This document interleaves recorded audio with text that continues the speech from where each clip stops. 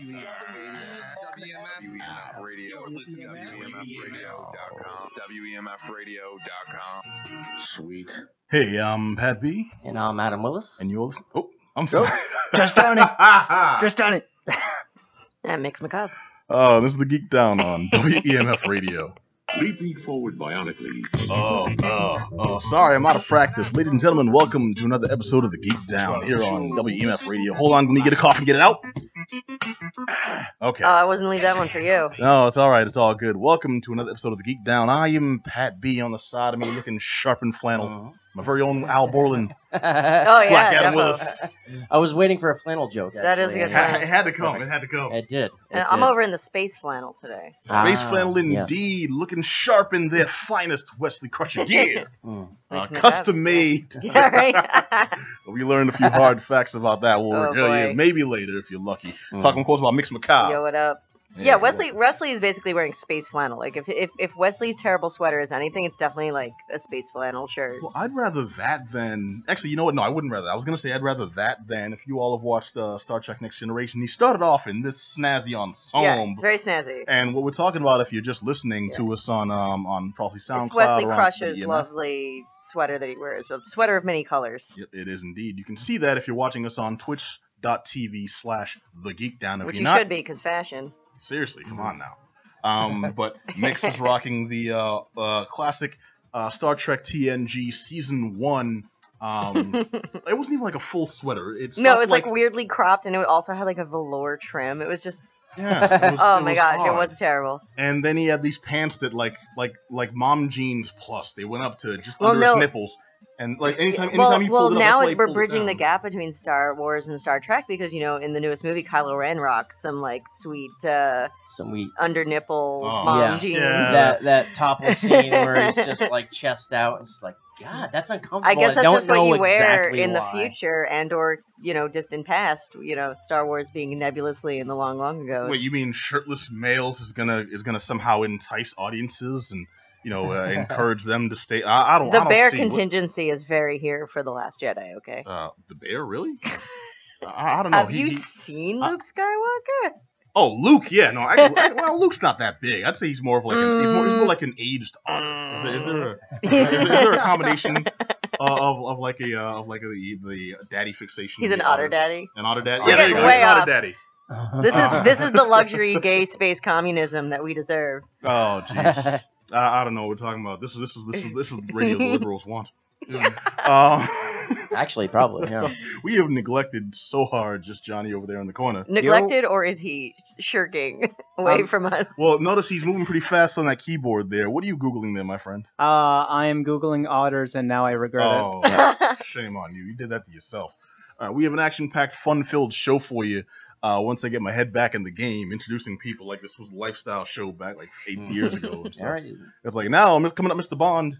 Oh, wait. Old habits die hard, my friend. I hear you. Oh, yeah. What was it? Lassity was the original third host we had. Oh, wow. Yeah. I Yeah. haven't heard of that name in a long time. Forever ago. But Mr. Bond was retired and Lassity's off. I don't know. I wonder what happened to her. I don't know. Good question. Abducted by aliens, something like that. Eaten by plants. Yeah, but that has no bearing on the show tonight because we have Devilman Crybaby, the new anime series that's come to Netflix and is just is burning up the review charts left and right. So I love that Netflix is doing this. Well, I'm glad you're here in house because you also have experience with Devilman before it came to Netflix. Yeah, full disclosure, I've only seen a smidgen of the new show, but I'm a big Devilman fan from this, both all of the weird OVAs that came out and the 70s manga that was out. Which and most people approaching this new stuff probably won't have it's way that. out there. Yeah. So like Devilman, for those who have no idea what it is, it's really out there. Almost like I don't want to say Eroguro, which is like a manga niche that's like kind of almost like erotic gore. But it slides into that a little bit. There's a lot of bloody fights and also a lot of weird supernatural, because the whole premise of Devilman... Wait, so it's like an Eroguro Ouroboros? No. Nice. The whole premise of Devilman is kind of like, there's demons in the world, shrug, they've always been there, and demonic possessions are a thing, and then this, like, goober gets possessed by a demon.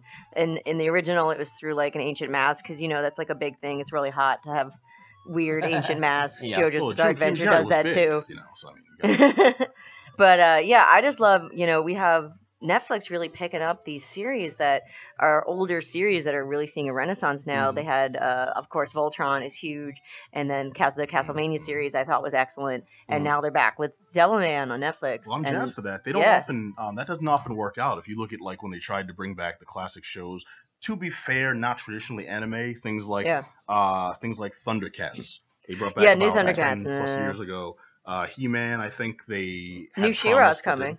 New She-Ra's coming. hmm Okay, so they're still at it. Yeah, new She-Ra's coming out. I want to say 2018, 2019. Yeah. Okay, all right. It's Hopefully like that one. scanning the playing field, like what do people like? At Yeah. that point? In Let's just the redo that. prototype artwork, they've shown she is wearing pants, so I'm very here for it. Okay. Interesting. It is the future. Let Wonder Woman and let She-Ra wear pants. Well, Wonder Woman in pants was awesome. Yeah, Wonder Woman in pants is Wonder Woman awesome. in actual pants was awesome. After they did that like vinyl prototype. Yeah, picture once they you put make out them with tight enough, they're not Adrian. pants anymore. But we're getting away from the fact Yeah, that yes, we are. Devilman is one of the more out there yet really popular mangas that I'm hype is in the public eye. And from what I saw of the series, and I just unfortunately for lack of time haven't gotten to sit down and watch the whole thing, it seems to be updated in like a really cool way for me. Yeah, from what I hear, it's straight a little from the original manga. Anything would. Well, I don't know. Probably I has mean, to, right? there was boobies all over this place, and they were covered, like slathered in blood. Yeah, it's Devilman. Yeah, so I mean, I'm not sure how Boobies, different it was. This blood, is like yeah, Devilman okay. is almost in that niche of like it's not porn, but it's not. But it's like like I Wicked got you. City, The like devil- Wicked Anime City. 18 stuff. Yeah, like Wicked City Ninja Scroll. Okay. In that hyper violent, arms getting ripped off, blood spouting everywhere. drinking the Sexy, blood from the arms. drinking the blood from the arms, but like, ooh, sexy lady over there, like in that kind of Yeah. niche. All right. See now, I think Johnny might be the younger person in this room. So Johnny, you may not remember the dark days of pre-VH. Oh, well, not pre-VHS, pre-DVD, when all you had was VHSs and Blockbuster was vastly eliminating the shady corner video store where you could. So before you could buy porn yourself, you could maybe wander that way in the video store. They had and a see some very covers. thick curtain to Yeah. block Yeah. off the No, area. no, Oh, they I had remember those they had days. a curtain Yeah. that was And then behind usually that very curtain thin or made of beads. Was Wicked City behind Yes. that? And Which, that- by the and- way, guys, Wicked City, check it out. Ah, there's come on now. I think mine was called West Coast Video. West Oh, Coast- yeah, we had West Coast- Suncoast West Coast Video. was a chain. Yeah, we had Suncoast We had Video in both my for a mall. while, Oh, actually. Suncoast. They That was used to Suncoast. allow- I used to work at Suncoast Video when I was in high school. They used to allow you to rent porno. too? That was Yeah, like half a nice, block away from my yeah. house. I- Suncoast Video. Wait, Video Oasis? They used to allow you to rent porno at the gas station across the street Oh, from my man. house when I was a kid. Wow. Yeah. Adam with Like the the trump top- card, it gas wasn't even a- station porn. It wasn't even a Wow. curtain; it was a top row. You could pick up a gas station egg So they salad just sandwich. like really counted on like nearsightedness as a porn. way to not Wow. explore that part I'm of here the, for the gas. video What's up section. there?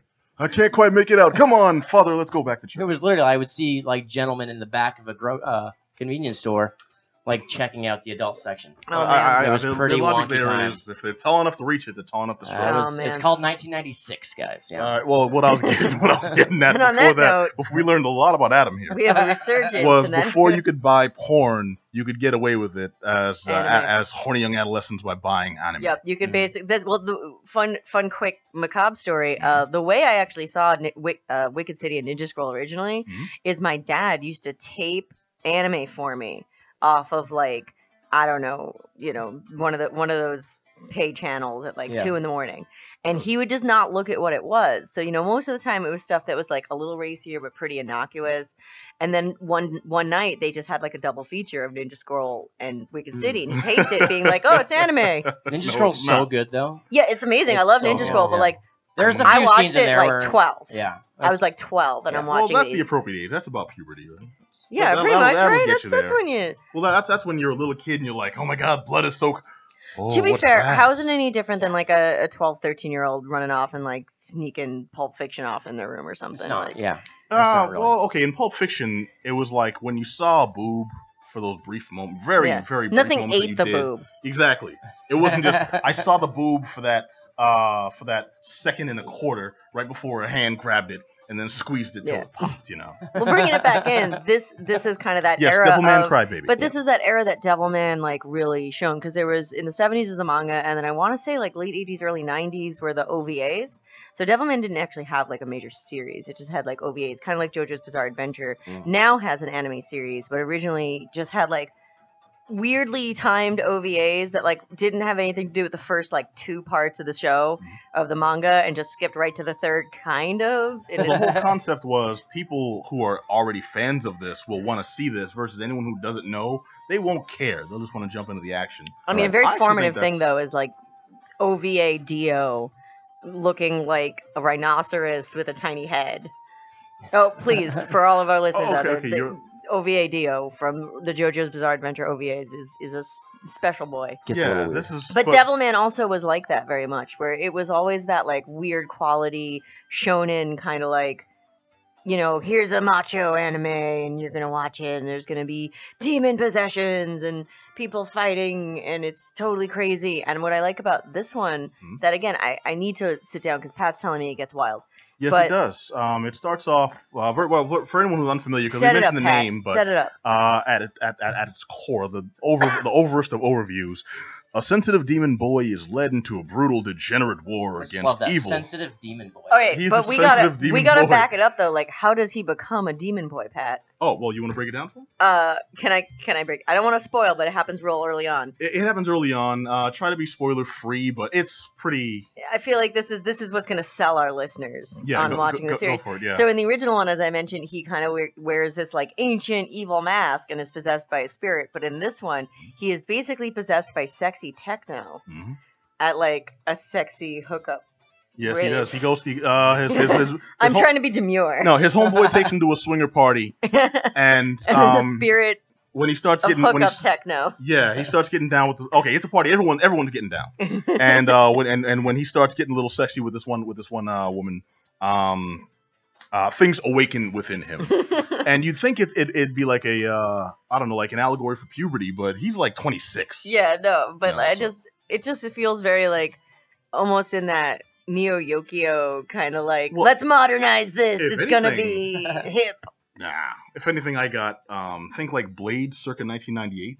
Oh man, It's like yeah. you think you're just going to a party, Yeah, but it's- everybody's vampires. What's it's going on? pretty Everyone's much crazy. It's Raining pretty much blood, that everything. vampire bloodbath rave, but Like- like sex demons. Mhm. And then like he's never had any inklings his whole life, and then suddenly, oh my god, I've got the spirit in me. Yeah, well, the whole thing And is then- that just like in the original, demon possessions have always existed. It's always been demons. Yes. But he's like a non-believer essentially, Mhm. and his friend's like, "Yo, man, no, I know where the demons at. They're at this hookup party." Well, the whole thing takes I place. love it. It's very, very matter of fact in its weirdness, Mhm. which I found was jarring, but everyone else is really loving. Because normally we're used to stories where they build up to something's awakening him, and they'll Yeah, show there's no world flashbacks where building. he noticed something Mm-mm. and he noticed something else here, and then I remember that one day I got mad at the bank, and then suddenly I had a guy by the neck and I didn't know what was going on, so I ran out. None of that. It's just like, "Hey, demons, it's your boy." Yeah. At one point, he's lusting after a girl that she's more interested in these street corner rappers than she is in him. He's like, I know her from my class. Oh man, she's talking to them. His boy rolls up with an Uzi. Brrrr, hey, come on, man, let's have adventures. And then they're off in the car, and they're at a blood orgy, and then suddenly this dude's got wings. It is Head wings. That pretty much everything- describes high school for me. Yeah. So, Who hasn't been there? The I don't- typical coming of age story. Well, I don't know. I didn't know. I haven't known Herb for that long, but I've seen like older pictures of Johnny. I feel like that was his freshman year inauguration. his awakening, you know. Yeah. But no, the whole thing is wild, and I actually do have to really applaud the lack of, I guess, restrictions in this, because normally with especially with the more extreme mangas that are adapted for anime, depending on who picks it up, it could be very watered down, and there was none of that in Devilman Crybaby. I was actually really impressed with the balls to the wallness, I'll say. yeah, Of I need to watch more of it. Oh, but yeah, no, I'm it already goes- hyped. It goes way deep. The only problem for me, really, that came up was that it still fell back on some anime tropes that tropes that I personally don't like, because it does get really emotional between demons of all things. Like, In you know, Devilman Crybaby, you say? I know, with a name like Emotions. that. But the thing is, there's scenes between like hardcore murderous demons, fresh from like a killing spree, Yeah. and then they're confessing their love to each other. Yeah, sign me up. Wow, it's This is really what I random. want. It's like if Kiefer Sutherland and the Lost Boys just broke down and started crying. He all about, but does like, that. He all but does that. It kind of is. You're Come not, on, you're not, he's literally sobbing. Like blood is in your veins, Michael. Could have been one of us. Oh, geez. I always took it like he sheds a tear in that because he wanted to kill him so bad he couldn't. That's how I. I think we had really different interpretations of that scene. Possibly. Friend. I think we went in two very different directions Maybe. during this formative film. Look, both your points of view are frightening to me right now. All I can remember is the maggots. I'm like, I love Chinese food. But Well, May, Worms, never Michael, again. You're Yeah. eating worms. Never again. too much. The guy in the purple pants playing the saxophone. That's all I gotta say. It just, No all one right. to believe. You know, that movie gave me a really weird view of like punk rockers and metalheads. Of everything, yeah. Listening to Yeah. Aerosmith, I was like, I don't know what Well, my whole made thing them is think it's that. just like my world is like pop music and hip hop, and then the first time I really hear this stuff was in Lost Boys, sadly, where it's like, okay, so they just rock out like those Elvis videos I used to see in like music class, right? No, just jamming half naked around a bonfire and then they get eaten. He's got a Boy George You want some of this? poster on his closet wall too. Yeah, he does. He has, yeah. and he has the secret extra Corey. He has a Corey Hart poster up. So it's Oh. that extra bonus Extra Corey in the Corey, movie. yeah. He has the sunglasses at night Sunglasses poster at up. night guy. Well, they didn't know what they were going The for. secret We have Corey. gone a little too far off the point of Devilman Crybaby, which I actually do recommend to anyone who's an anime fan. This is just so different from some of the animes we've been fed for, and it's not bad. It's just different, and that's the most I can say because it's something you have to see for yourself. I myself am not a huge fan of this kind of anime because there's a lot of gore, there's a lot of nudity that seems excessive, but I imagine in the original story it works more towards the story, and it's not No. just no. No. Okay, because in this one it was just like, So it's well, like we need a excess for flimsy. excess' sake. Yeah. Exactly. We need a flimsy excuse to work in an orgy. All right, I'm gonna be. Hmm. I'm gonna lay it out. I'm hyped to watch this more because this is very up my alley. But I'm not There's gonna flimsy pretend orgy that stuff in it, original Devilman definitely had like thinly veiled plot, basically an excuse to like show cool demons and Right. like blood orgies, and Okay. that's pretty much what Devilman is. So it's rocking the mature rating. Yeah, I mean, yeah, oh heavily, yeah, my friend. yeah. Heavily. So Yes. many of these scenes Yeah. have like intense heartfelt conversations Yeah. while someone's being railed just off Which screen. is what I want. Which Like- is again, Pat and I are just looking for different things here. I think so. We're gonna have to part amicably on this one. That's all because it's right. just like, That's all right. It's like literally one of my favorite scenes. Even though I'm giving, first of all, I'm giving this a thumbs up. Yay! Like it was damn good despite my own misgivings about some Well, of that's the also presentation. having personal taste is different than is this objectively a Good or good bad, series? right. Yeah, and it was good. It was jarring, but there are scenes where people are having like a heartfelt. I'll be like, Adam, I gotta talk to you, man. I mean, I think you That's drink when too you much. mostly We need to. want Again. to listen to. Yeah, and Yeah. it's just like, and right off screen, there's like boobs flopping Again, in and off sign screen me here up. while they're like. This deeply is just talking. getting me. Why I'm aren't gonna you like, go looking in home my and eyes watch when it you're right talking? now. Yeah, I'm gonna No, go I think home. that's the problem. I am. Oh, it's Devilman Crybaby. It's available now on Netflix. And this is just season 1. Like they've already greenlit season 2, and I'm not sure how far they'll expand it, but How it's many, definitely found its audience so How far. many episodes is season 1? It's 8 or 10. I don't know why that's escaping me right now because I remember I didn't get a chance It's to not watch the very last many. one. Yeah, it's not very many. I marathon in hour, a day. hour? That's the problem. Half-hour episodes. Yeah. each. Yeah, I just And watched the first it's one. A quick, it's a quick watch, but it's very into itself too. I will say it's kind of like the bastard hybrid of 10 episodes. 10 episodes. Okay. Imagine if Project A-ko was done by the same cats who did Yo, Berserk. I have been You know, it's, trying to find a copy of Project A-ko for the past like 6 months. Really? I want to watch Project A-ko again so Do you bad. just want to see it, or do you need like a? No, I just want to watch Project A-ko. Okay, I may. Yeah, we're gonna talk, but this is gonna be good because Project A-ko, for those who don't know, also an incredibly mixed macabre, formative, gender shenanigans, queer anime. That at first glance you're like, oh man, there's like mecha and fighting, and it's so great until you realize it's like 2 girls fighting over this other girl, and one of them may or may not be a robot, and it's crazy. Yeah, it's like, do I want to adopt a daughter? Do I want a little sister? There's Do a I lot want going a on. girlfriend There's a here? lot going on in Project I'm A-ko. confused. Yeah, sometimes you just want a robot to yourself. I mean, I would. Truth. Yeah. Okay. If I get a little more mainstream tip, it might be if Furikuri was done by whatever anime house did the anime segments for Kill Bill. Oh, okay. Oh yeah. No, that's actually the closest thing I could say to Devilman Crybaby is the anime sequence from Kill Bill. Yeah, very much so. The anime house that did this one was Masaki Iwata, the same cats who did the anime Samurai Champloo. Yeah. So if anyone's It's an looking- anime yeah. fan, watch Adult Wow. Swim. That'll be your reference point. Mm-hmm. All right, I gotta Nice. watch this. Yeah. Yeah, No, check I it out. highly Check it out. recommend. Yeah. Like again, I only saw the first episode, but I'm hype. As a Devilman fan, I'm hype. Yeah, be sure to document your thoughts afterwards. Herb's been awfully quiet over there. Herb's busy googling those boobs. He's like, "Yo, man, I heard there's some anime Amazing titty." stills from this. Yeah. Oh my God, this is Devil Woman. It's an emotional scene, right? There's an emotional conversation happening. Herb's He's over doing there. it for the story. Herb's over there like, okay, I gotta turn your headphones up, guys. All right. Okay, so moving on. Johnny, you got a chance to play Xenoblade Chronicles 2, Yep. Electric Boogaloo. Electric Boogaloo. All right, give us the lowdown, man. What's going on? All right, so this is a sequel to a game that came out on the Wii many years ago. Fantastic, amazing game. So this is a JRPG where you're playing as this character called Rex, and you live on the back of this small Titan that flies you around. And the world that you inhabit, and there's other cities and whatnot in this world, all of which is on the backs of Titans. So what you have is this world that's filled with clouds everywhere. They call it the Cloud Sea because it's like I the really thought you were ocean. gonna say Cloud City. The Cloud Sea because it's basically an ocean filled with clouds. And All right, we gotta work on your delivery, man. It's like, the Cloud Sea, The the, cloud- ocean was Yes. clouds as far as the eye could imagine. yes.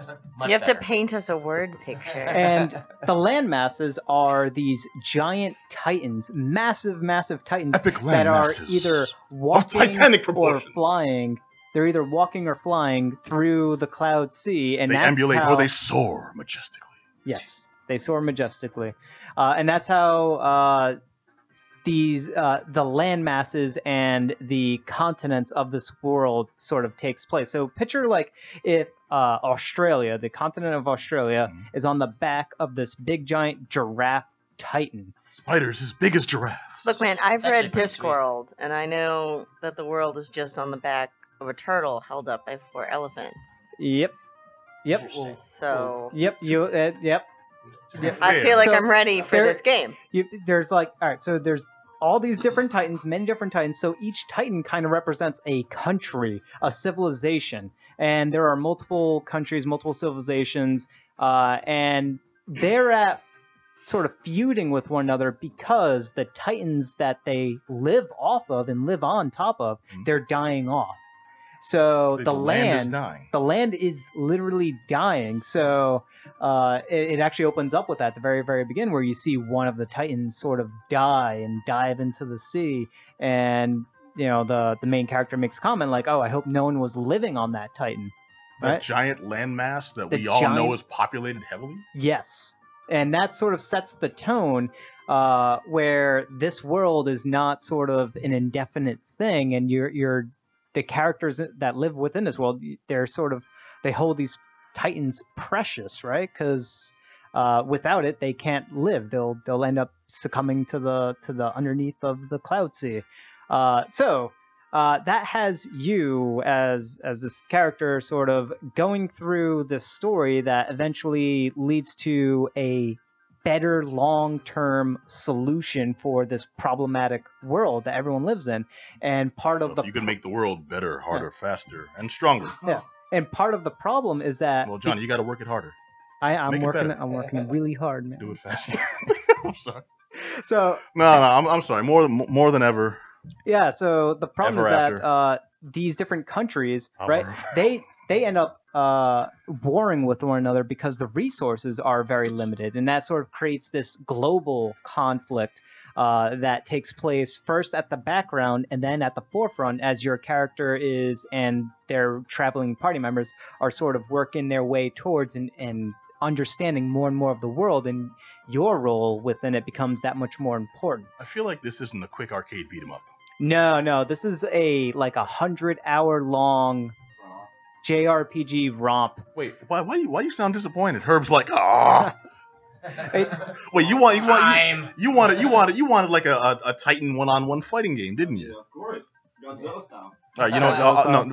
To be fair, that does sound kind of badass. Well, so they make Godzilla look like a regular sort of animal that would live on a Titan. That's how big the Titans are. So Where they're they new make- Godzilla.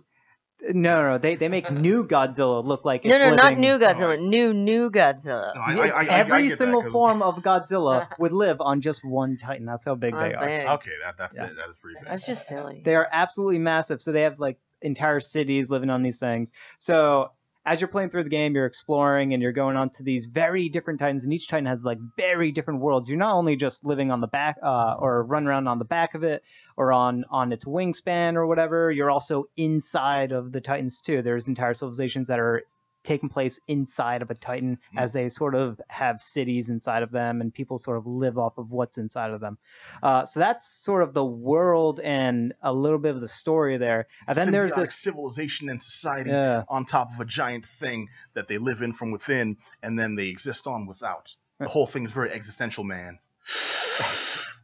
Continue.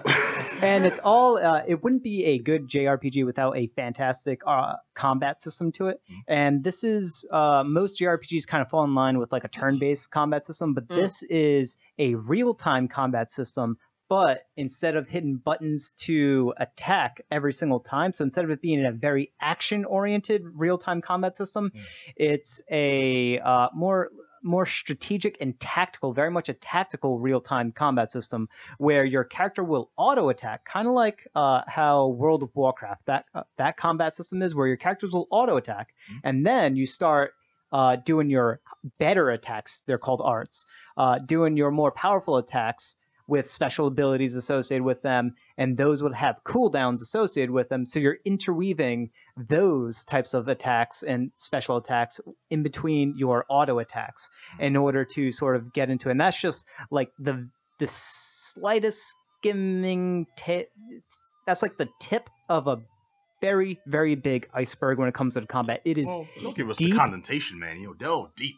I don't know if I have enough time to delve as far deep Well, because okay, within perspective, delve deep. to put it in perspective, Yeah. the combat system, they keep teaching you and giving you new combat gameplay mechanics until the very end of this game. So you're still learning and getting new combat enhancements until the very end of this game. Well, it's kind of like a tenet of RPGs, isn't it? Because the more you level up, different abilities are unlocked. It's like they've been teasing you this whole time. You're going to be able to do this. Right, You know this? right. Oh, remember that thing you saw on the box cover? You can do this too.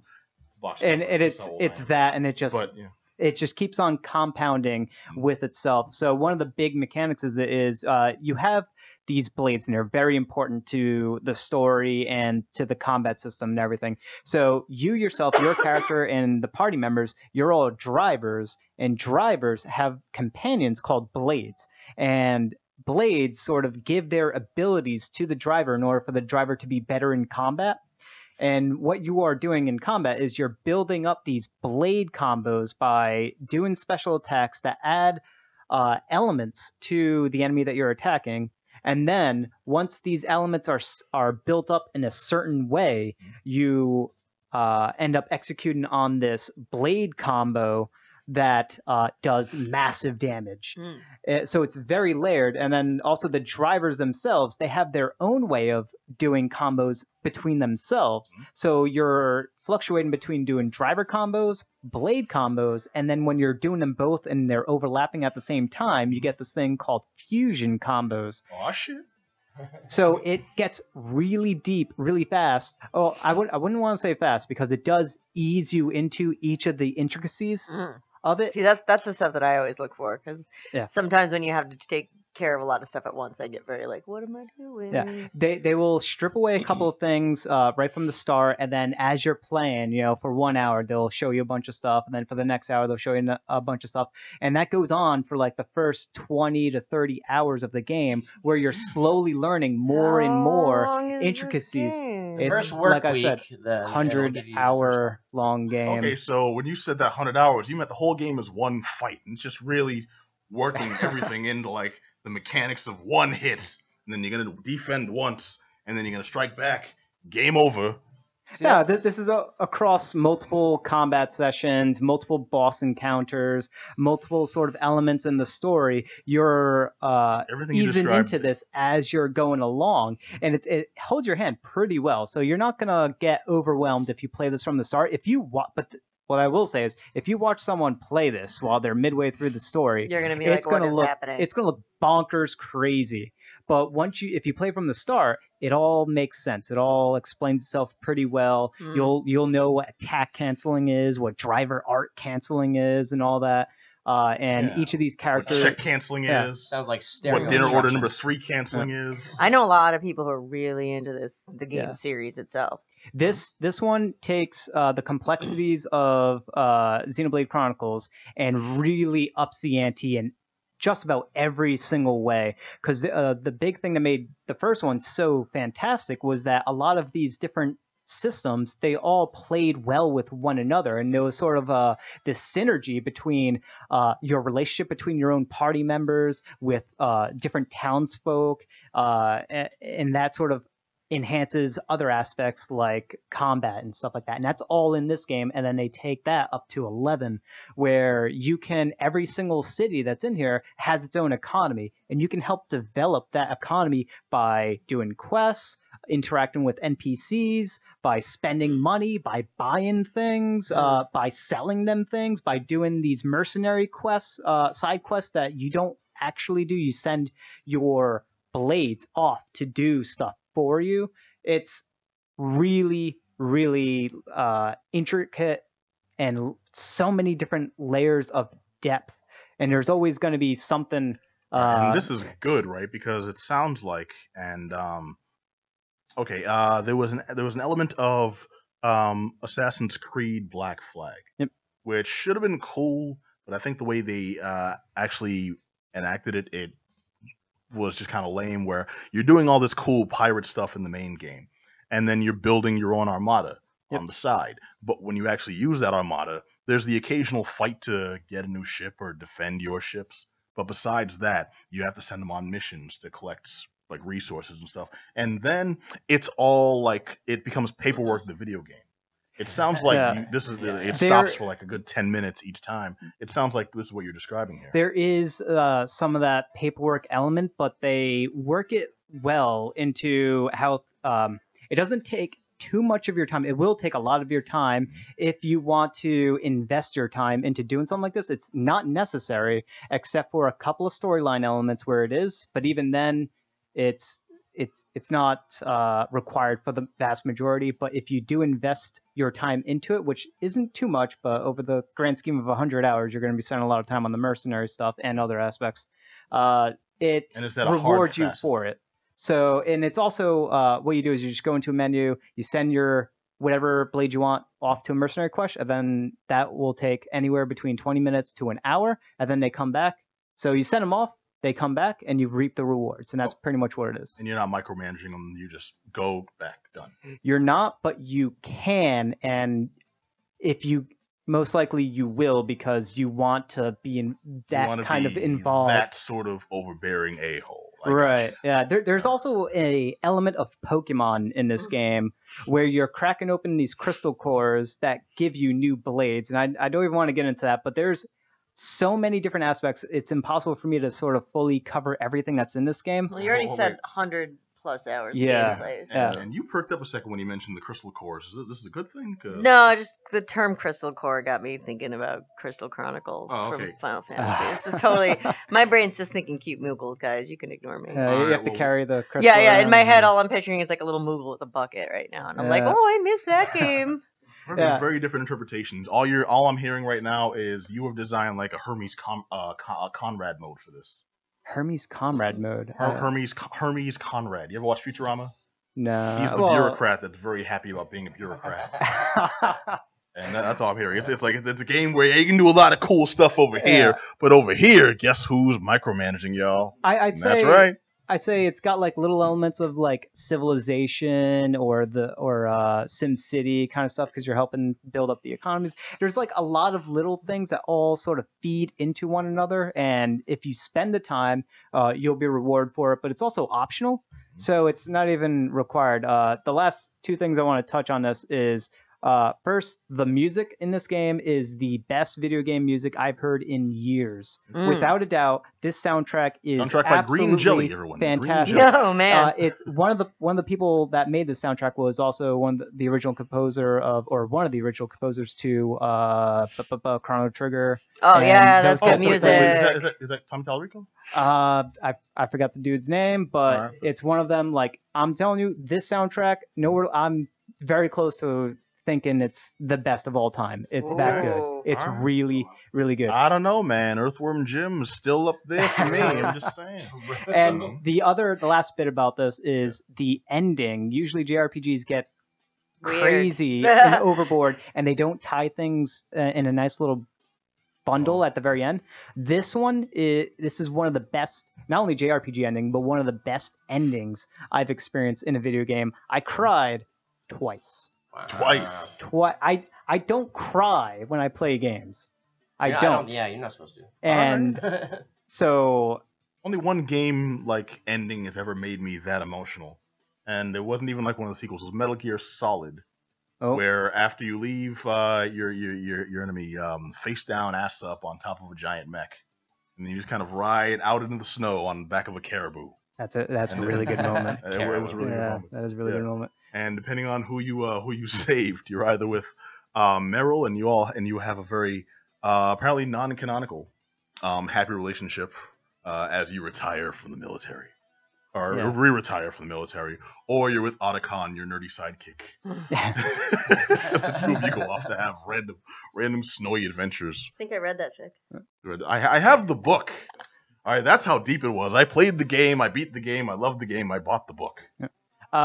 So Xenoblade Chronicles, fantastic game. Highly recommend it. It's also an open world game, so I just want to throw it out there if people didn't get the gist of it. An open world RPG? It's an open world JRPG, yeah. It's fantastic. Okay. Absolutely fantastic. Wait, do you mean open world like open map? Yeah, open map.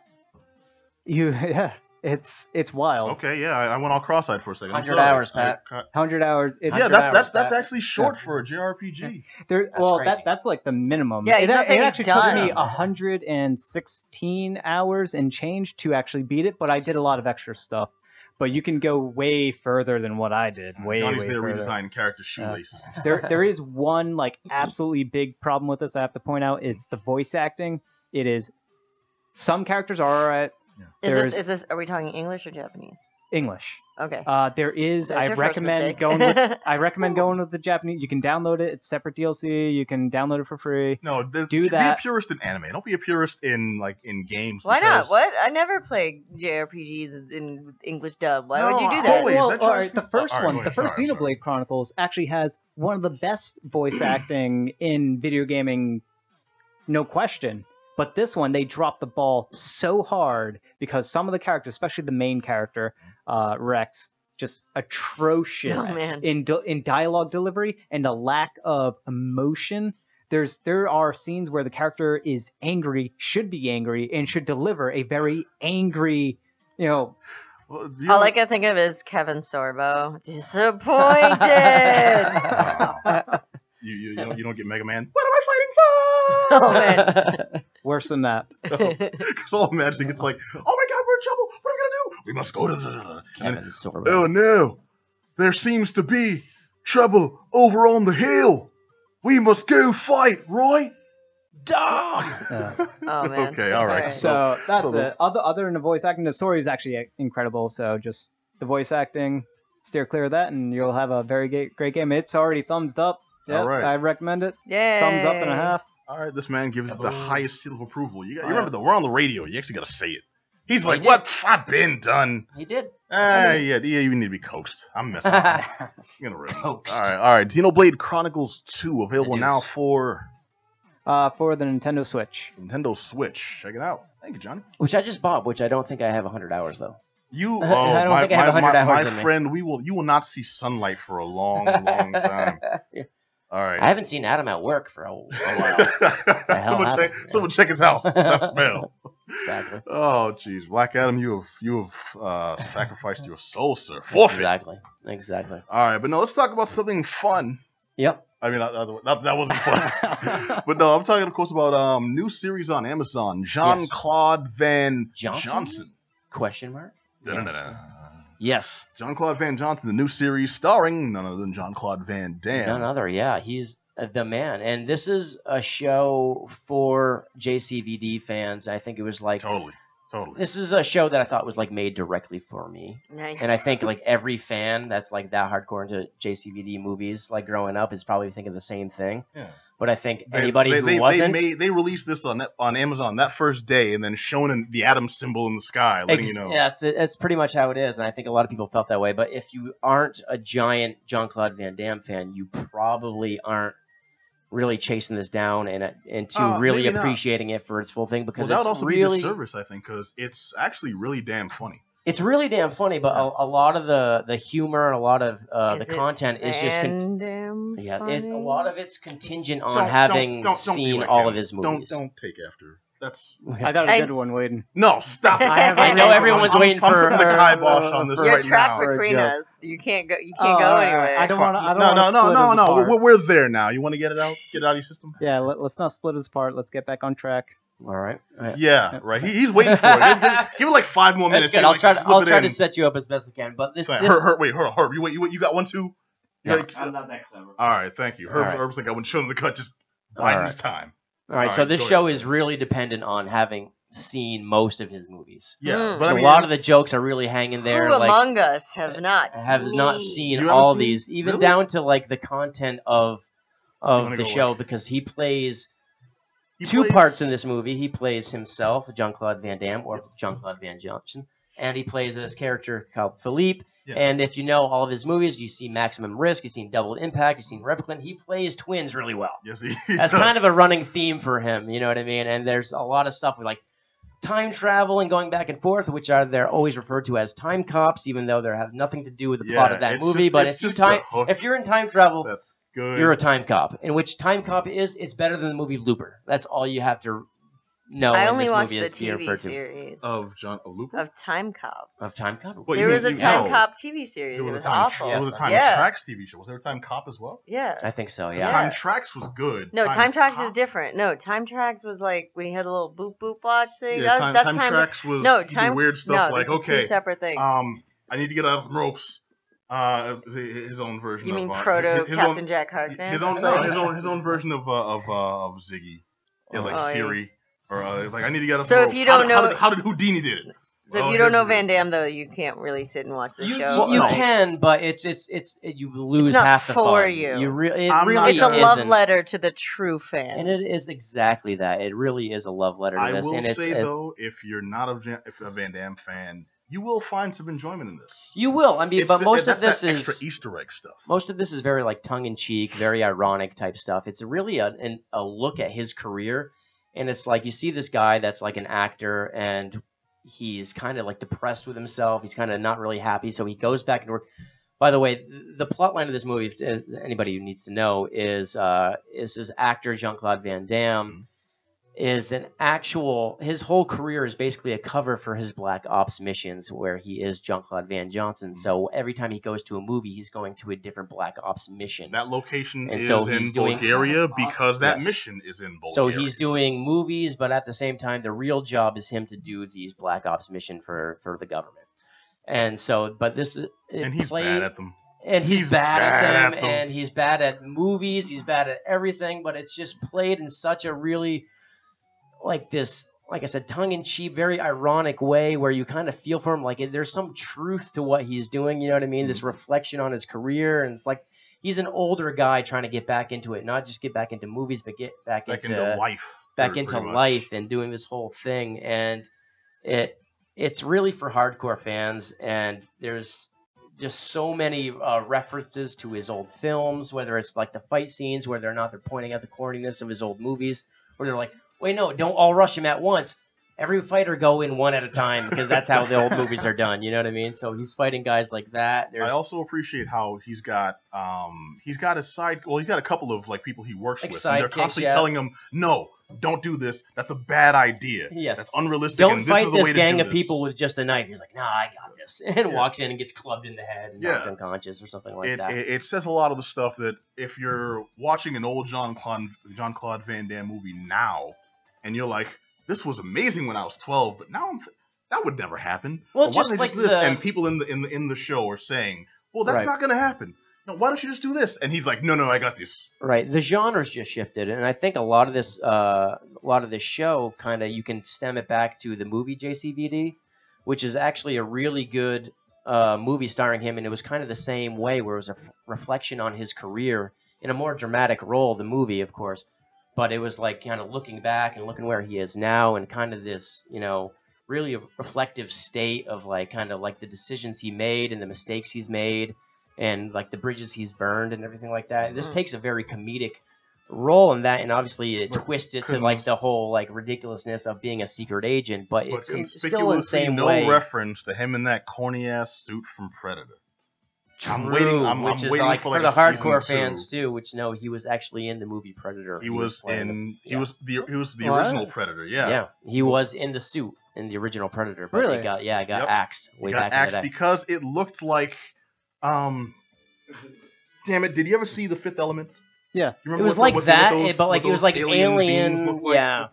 with the heads. Yes. It kind of came out, kind of like if Basically, if- if he was it, he would probably ruin the movie. if Jar Jar Binks had the gout, so it's like just Oh my god. that's what he looked like in that Yeah. suit. I have a gout story to tell when we get to the Arisia section. Please Oh, don't let me boy. forget. I will Oh. never Please let don't you let me forget it, by forget the that way. I have a real gout story Oh to well, tell. now we have something to look Yes. forward to. But so regardless, this kind of sounds like so he made a movie called JCVD. yes, Yeah. yes. It kind of sounds like it's the same role that he did in that. It's kind of like I said. It's in the same vein as that, where it's a guy doing a version of himself. Yep. This one is played for like comedy. It's played like it's way more ridiculous. In the movie, it's kind of played serious, where he's looking at his life, he's looking at his relationships, and it's like definitely a closer version where you're like, wow, this is a guy now. And this is me looking back at what I used to be, and like looking at the mistakes I made, and looking at everything that happened. There's shades of that in this show, and it's not as like depressing because it's played for laughs, but like it's definitely still there. And this is a guy with a lot of regrets. This is a guy living a career that he's kind of looking back and like, why am I not the biggest star anymore?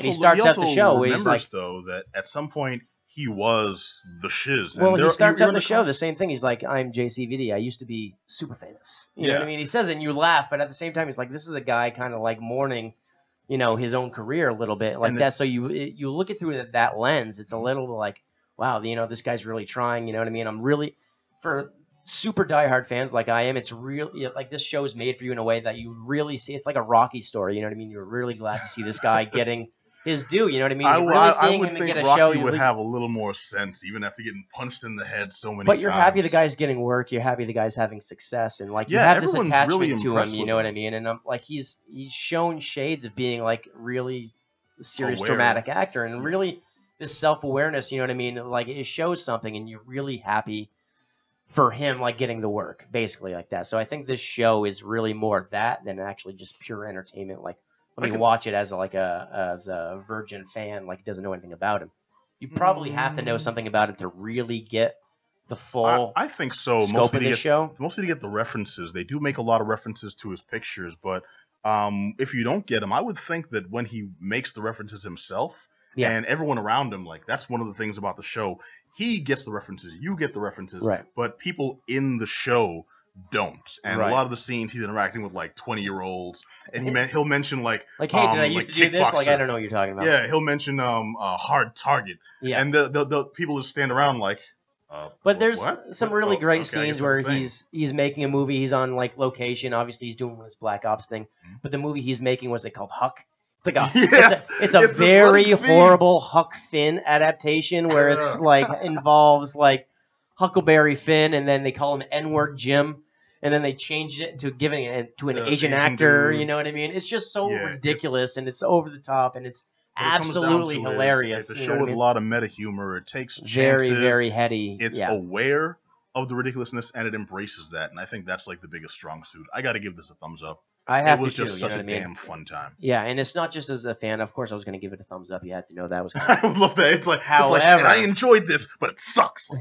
But at the same time, yeah, it's really, really meta. It's really like, you know what I mean, in the know, like heady type stuff. So if like you're in the mood for that, you know what I mean, I think this is your thing. So this is, I really enjoyed it anyway. So. Absolutely. Jean-Claude Van Johnson. It's available right now on Amazon. Amazon Prime, yeah. Amazon Prime. If you have Amazon Video, it's free Prime. 6 episodes, I believe. Like 6 episodes, half hour each. Half hour? Okay, yeah. Knock it out in 3 hours and laugh your ass off. Van Damme. Plus, he stacks his entire apartment with Pop-Tarts. That's all he eats.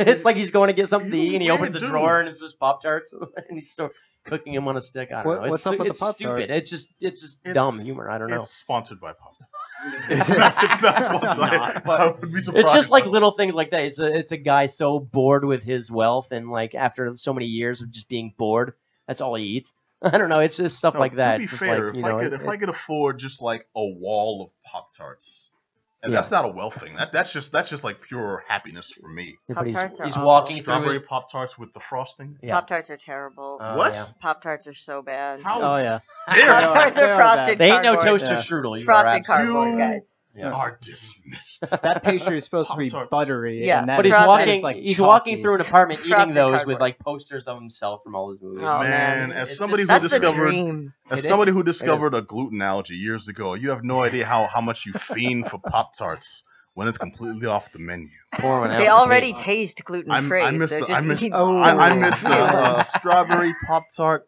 with the plain frosting and then some orange Some juice. sparkles on them. Yeah, The sparkles were good. Some orange juice. This is a level of just hell. sugar so breakfast. describing. Yeah, you don't need to be there. delicious. How Oh man. dare How, you how both. many splits are in this series? There's quite a few, and they There do are. a really great riff on that because obviously he's known, if anything, for his splits now. That's And like he's the between split guy. Trucks, But he does one at the beginning, and it shows him like these guys are rushing him, like these bad guys, anonymous henchmen. He's supposed to fight one-on-one, and they're coming at him. He's like, okay, goes to do a split, and like halfway there, and all of a sudden he gets clubbed upside the head. You know, you age a little bit, and that's the joke. But yeah, there's definitely split jokes. There's definitely like jokes to all of his movies and some of the plot lines and how Nice. so many holes in them. But that's part of the fun, and I really enjoyed this. Yeah, yep, sounds fun. Jean-Claude Van Johnson. Check it out. All right, gonna take it over to Mix Macabre. Yo, what up? Because you have the inside Yeah, stuff I on went to Arisia. Arisia. Arisia is the New England area's largest sci-fi and fantasy convention, held at the Western Waterfront these days. And it's an interesting convention because I feel it has one of the largest demographics to most of what I attend. As someone who has not yet made it to Dragon Con, though I really, really want to someday, it's just a rough weekend for people that like hop apartments every 2 years because it's usually Labor Day weekend. But Arisia I saw kids dressed as Pokemon running around barefoot, and I saw, people in their 60s, 70s wearing full medieval garb, and it's just this huge cross-section of the nerd contingency, and it is a very literary forward convention. There's a lot of authors, a lot of I've writing seen that. panels. How does that differ from How does that differ from Dragon Con? No, it's similar to Dragon Con in that regard. I'm saying this is as big as I've gotten for this larger swath of nerddom before I have made it to Dragon Con. Because you see, if I go to something like Anime Boston, that's pretty much exclusively anime oriented. If I go to Kineticon, it has that little bit of that sci-fi orientation, but not as much. It's still predominantly anime and predominantly Japanese media oriented. Though, shout out to Katsukon for, I don't remember how many years ago, maybe 8. There was a really great Gargoyles panel that stuck with me. Wait, 8 years ago and you still remember a panel? Damn. Do you know how much I love Gargoyles? Well, I mean, Gargoyles is amazing, don't get me wrong. I literally got a Shakespeare degree because of Gargoyles. Because of Gargoyles? Yeah, I literally got a BFA in Shakespeare from Emerson College because of the animated series Gargoyles. Okay, well, pause. All I remember about Gargoyles is they made loose references No. to Macbeth. No, they did not make characters. loose references to Macbeth. Macbeth was one of the main villains of the series. You're going to tell me the Macbeth was one of the accuracy- main Of like Oberon and no, Puck? Puck was like one of the main villains. Puck, like he was. Puck was like one of the major Gargoyles dudes. Is very different from Puck. In the Shakespearean. Pat, I'm not saying it's accurate. I'm saying that it inspired me. I'm not saying that it's this accurate representation. Okay, no, fair. I really enjoyed the cast of Next Generation going and making this cartoon show together. Where Shakespeare wrote the Australian in the mech suit. Why gotta be like this? But Arisia, jokes aside, Arisia is the kind of place that like you could see someone cosplaying literally Macbeth and then like gargoyles like walking around. So someone cosplaying Shakespeare Macbeth and someone cosplaying. You could also see someone cosplaying Shakespeare. Macbeth. So Macbeth, and it just has Macbeth that laser nerddom. blaster. Yeah, no, totally. Yeah, and one of the things I actually got to watch the whole Masquerade this year, and it had like a really wide group of people. Also, like there were things. There was a girl in a gorgeous gown that she actually won an award for. That she made a dress inspired by the ocean of Moana. And then there was another guy, ocean? The ocean itself. It was beautiful, glimmering ball gown of various blues. One of my friends won best in, I believe, the journeyman class for being the final form of the other mother from Coraline. It was spooky as hell. Ooh. Looked amazing. Did you put any of these pictures up on the Instagram? Yeah, I will totally do that. I pretty much got home at the convention and came here, so cool. I have not been Dedication, home. yo. But I was there with the Tesseract Players of Boston. We do all of their shadow casting, Rocky Horror, Dr. Horrible, Princess Bride, and Buffy Once More with Feeling. Crazy. And how can we follow up with the Tesseract Players? You can follow us on Facebook at the Tesseract Players of Boston page or on Instagram at Tesseract. And this is spelled incorrectly at Tesseracte. One S. One S? Not like the Tesseract in Marvel. Okay. There's only one S. Tesseract Players of Boston. How well organized was Arisia? So, here's the thing. As always, it is a flaming tire fire of organization. I really like Arisia. They have the best intentions, is the best way to put it. I know I've brought this up pretty much every year that I go to Arisia and talk about Arisia. The way they do paneling is you put in for the panel that you're interested in and propose a subject. And then that subject is populated by a panel with a moderator that may not even be you who put in for the panel, and then other people that have this moderated panel. Almost every panel that I attend turns into some sort of argument among the panelists, and not like a presentation or discussion. Like if you go to Kineticon and you go to, let's use example of that Gargoyles panel, it's a bunch of, I use the term experts loosely, but enthusiasts presenting information and then opening it up for discussion. Arisia panels end up being a lot of infighting. There's a bunch of fat neckbeards with those hats. No, here's the thing. The neckbeard quotient of Arisia is very low. Arisia is, I would say, very, very focused on inclusivity, on being open and welcoming to truly all, everything from all gender restrooms to very, very inclusive paneling. But they fall short on certain things, like they had a panel that was femme but not, I forget the title of it, but it was basically about like femme-identified persons. But not girly. Well, no, but femme-identified persons who don't identify as women. So perhaps someone designated male as birth that identifies as femme, or someone like myself who is non-binary trans who identifies as sometimes femme. And so, you know, it was all about like, how do you... sometimes slime as well. Oh, mostly slime. I know, for those looking at me, it's real weird. I was Spike this weekend in Once More with Feeling, so I had to bleach my roots anyway, so I went totally platinum blonde for the weekend. Yep. But I'm waking up tomorrow morning and putting my neon green back on. You're vanilla pudding right now. I am vanilla pudding right now. Yep. Yes, this is my alter ego. Putty pudding. Have you thought about bitch pudding? Have you ever seen Robot Chicken? Yes, I have. Yeah, don't. We're gonna go back to Arisia. Oh, okay, so, okay. My gripes of Arisia is just the organization of it.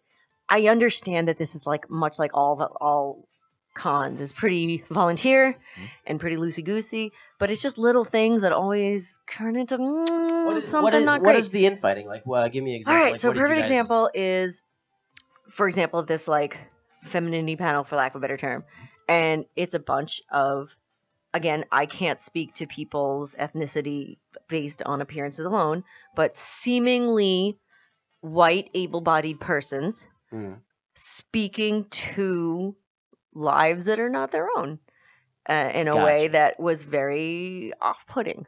In ways that's very, I'm here to be a panel. Like, wouldn't, because here's the thing.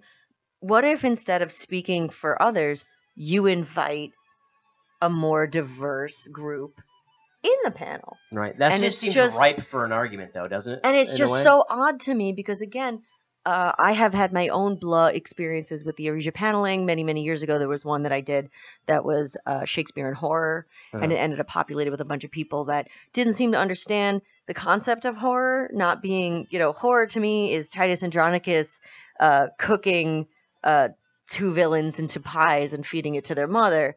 That's horror to me, not spooky witches. Like jump scares and yeah. But the ghost is like, buddy, the ghost is not an element of horror. I promise you.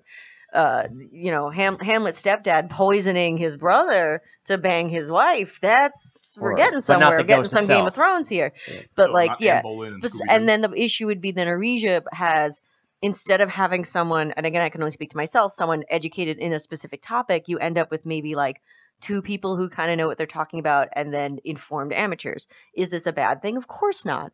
But the framework of some of the paneling, I went to one, and this is last year, not this year. I went to a fan fiction panel last year. It was, again, two very well-versed people giving really interesting facts on almost like the history of fan fiction and the way it has influenced fandoms in general. And then two people that are basically just trying to promote their work. Like, oh, and I wrote such and such. And it's like, and you don't know when you go into a panel what you're going to get. There's always one that I really like. They do one that's like molecular gastronomy, essentially. And actually one of my favorite erotic sci-fi authors, Cecilia Tan, is on that panel. And it's always a very interesting experience because they actually have like a slideshow and it's really informative. But then on the other hand, you might go to like another, there was a presentation of Finnish folklore that I unfortunately was unable to go to because it was really early in the morning and Shadowcast ended at like 2:30. But one of my friends went and said that there was no information presented, that they just read a bunch of Finnish, because it was supposed to be Finnish folklore that influenced Tolkien, which sounds super cool. But wouldn't it have been cool to like present a framework for any of that? But instead, it's just somebody reading it. And a perfect example also of the ways in which Arisia kind of goes off the rails, the Masquerade. The Masquerade, for those who don't attend conventions, is usually one of the highlights of the convention. This is where all of the people who are the master craftsmen or newer people to cosplay want to present their costuming and present who and what they are. Or their acting. They have the worst hosts. Last year, there was Drunk Snape. And this year, there was like totally drunk. This dude looked like Snape, and he was just drunk as can be. This year, they had sure that was his intent? ineffective Doctor Who. The bathrobe? So this year, they had someone that looked like David Tennant, basically, reading terrible dad jokes. Like, he didn't even memorize the terrible dad jokes. He's just reading them off a piece of paper, dead airtime anytime he didn't know how to stall. And it's just, woof.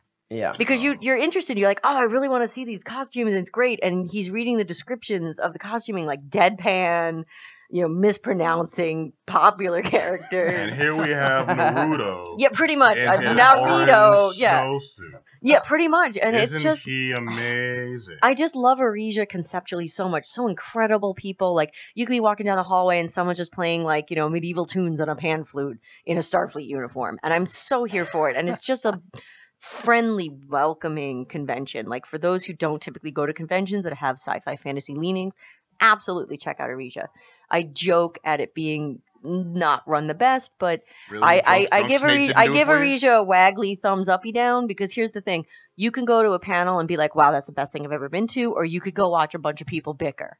But you could also, obviously I'm biased, but we did Princess Bride this year. We do a shadow cast, much like Rocky Horror. We do a shadow cast of the Princess Bride, and it was amazing to see this packed room at 5 o'clock in the afternoon, full of families, full of kids, enjoying this live performance in front of the movie of the Princess Bride. And it's just so many interesting elements at this convention that just aren't available at many other spaces.